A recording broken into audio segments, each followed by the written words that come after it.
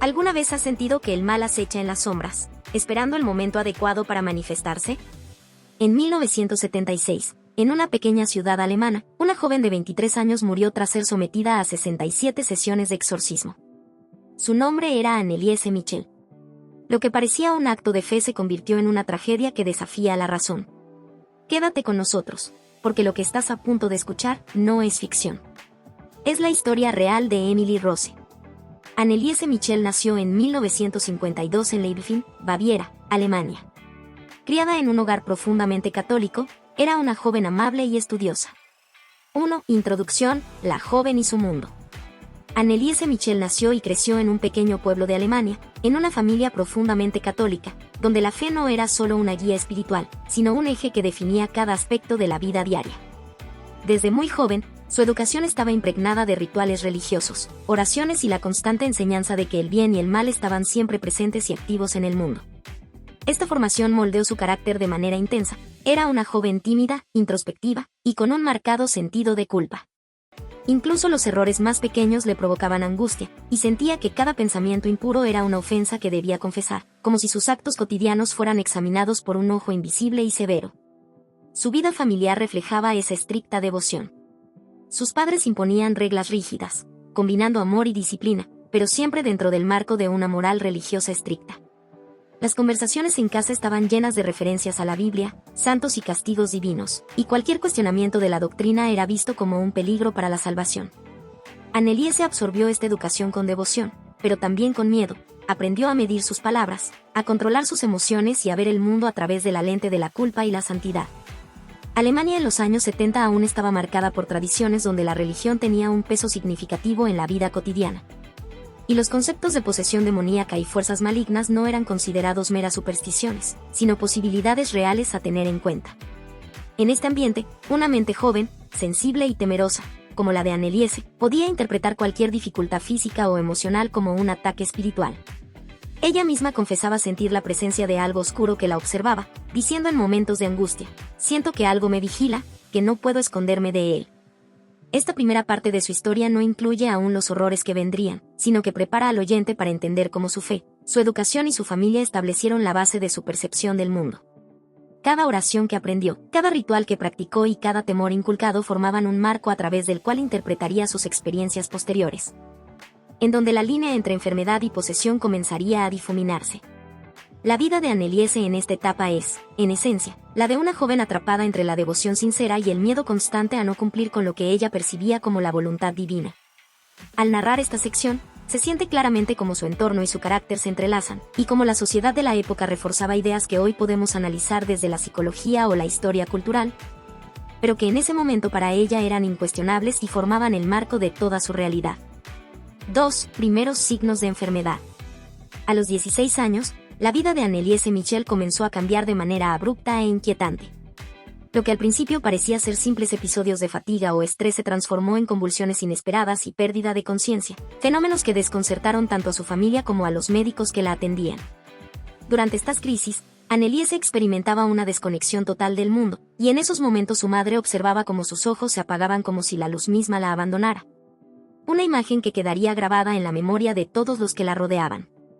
El diagnóstico médico fue claro: epilepsia.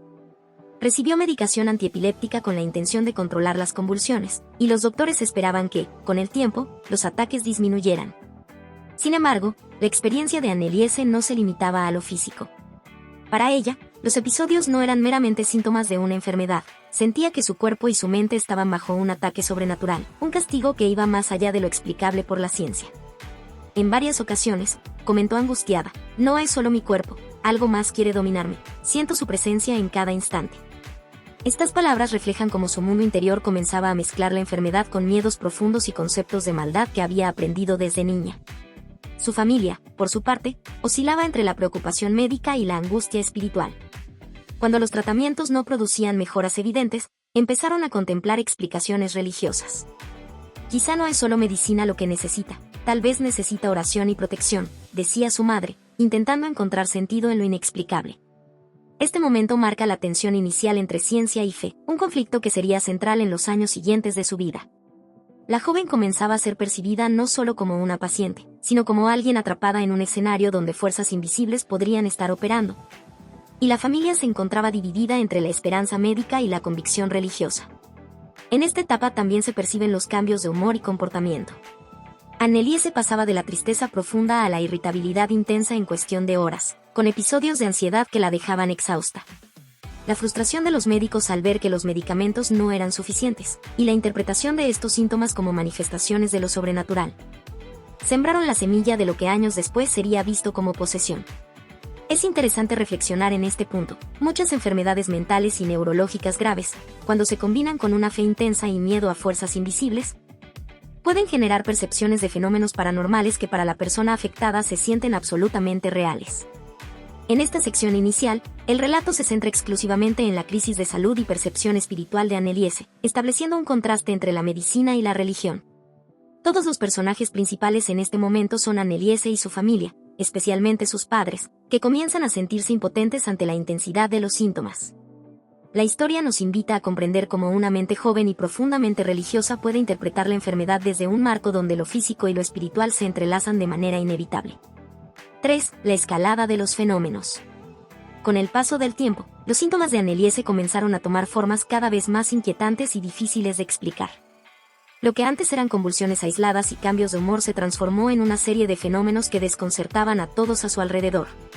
La joven comenzó a relatar experiencias que la llenaban de terror. Escucho voces que me llaman y me insultan, me dicen que estoy destinada al mal si no me rindo a ellos, confesaba, describiendo una sensación constante de presencia invisible que la observaba y la amenazaba. Estas voces, que ella percibía con absoluta claridad, no solo la incomodaban, sino que la hacían sentir atrapada en un mundo donde lo físico y lo espiritual parecían fundirse. Su comportamiento también se volvió extraño y alarmante para la familia. En repetidas ocasiones, hablaba en lenguas que nadie podía reconocer, articulando sonidos que, para ella, tenían un significado urgente y aterrador. A veces, sus gestos eran violentos, arrancándose el cabello, golpeándose el pecho o lanzando objetos, como si intentara expulsar algo que sentía dentro de sí misma.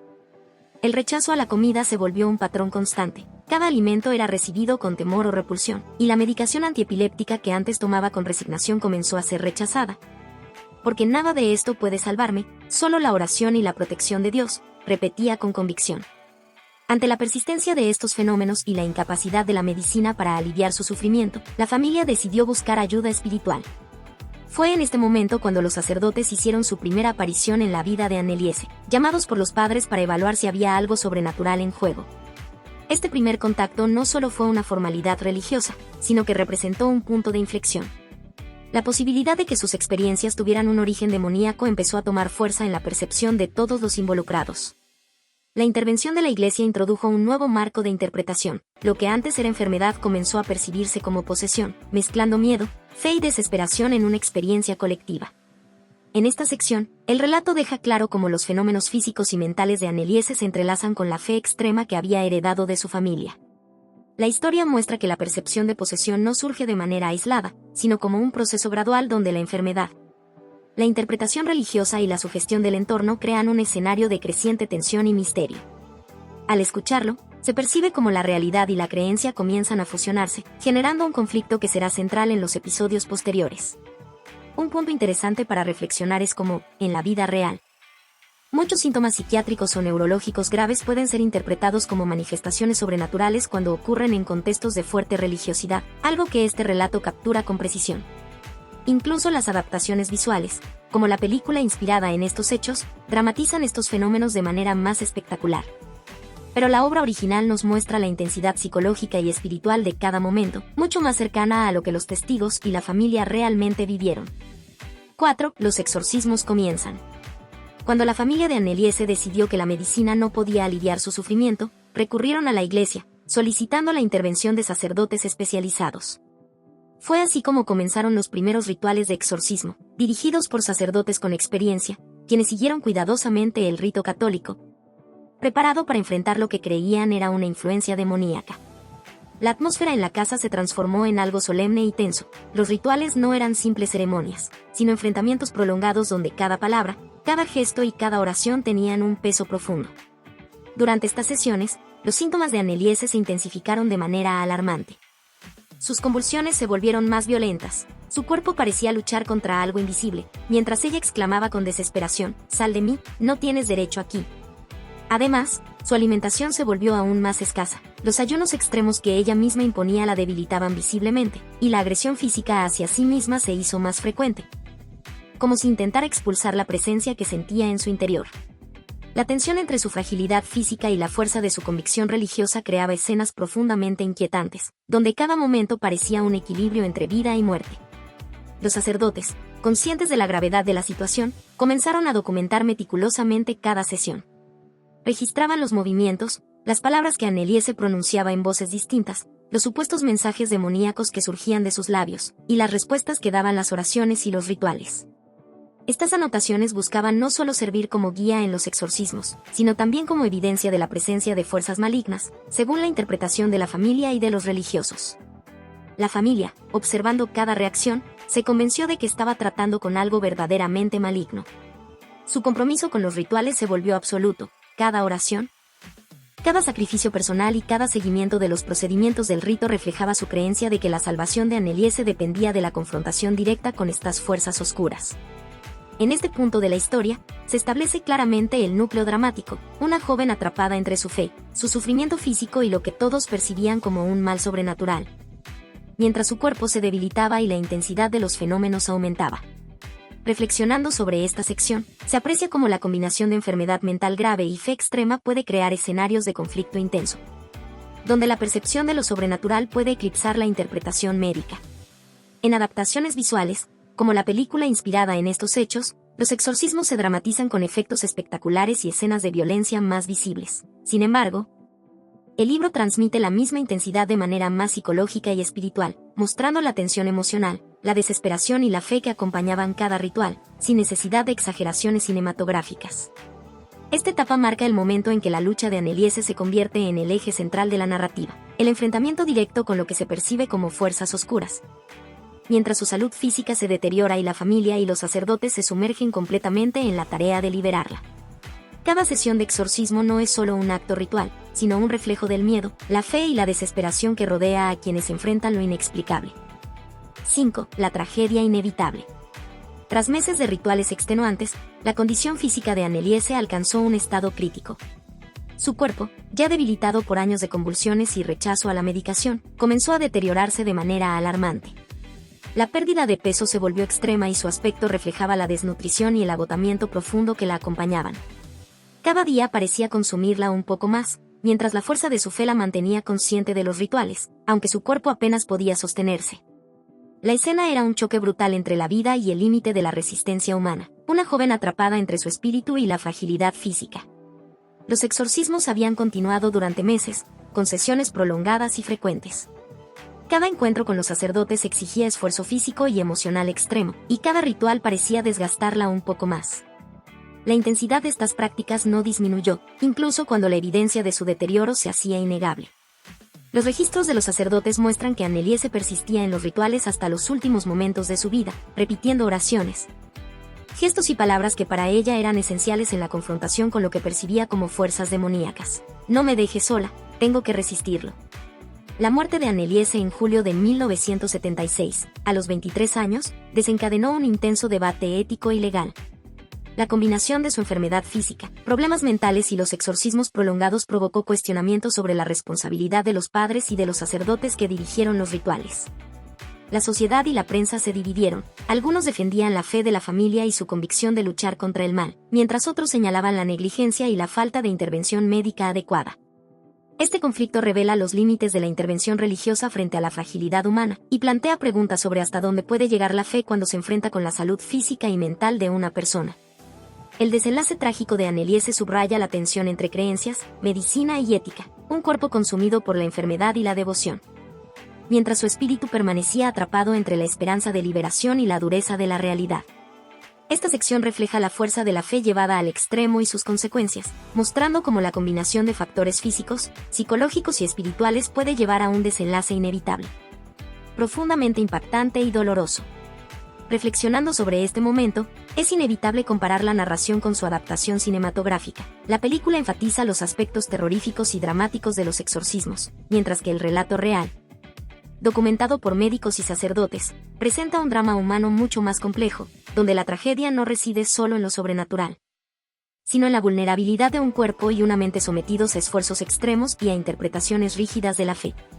Este cierre marca la parte más intensa de la historia, dejando al oyente reflexionando sobre responsabilidad, límites de la intervención religiosa y el precio de la devoción extrema, preparando el terreno para las discusiones éticas y espirituales que surgirán tras la muerte de Anneliese. 6. Juicio y repercusión.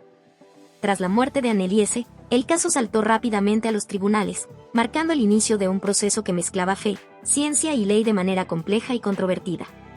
Los padres de Anneliese y los sacerdotes que dirigieron los exorcismos fueron acusados de homicidio negligente, enfrentando la presión de la justicia y la atención pública. La tragedia de la joven había puesto sobre la mesa preguntas difíciles. ¿Hasta qué punto la convicción religiosa puede justificar la omisión de cuidados médicos esenciales? ¿Dónde termina la protección espiritual y comienza la responsabilidad legal?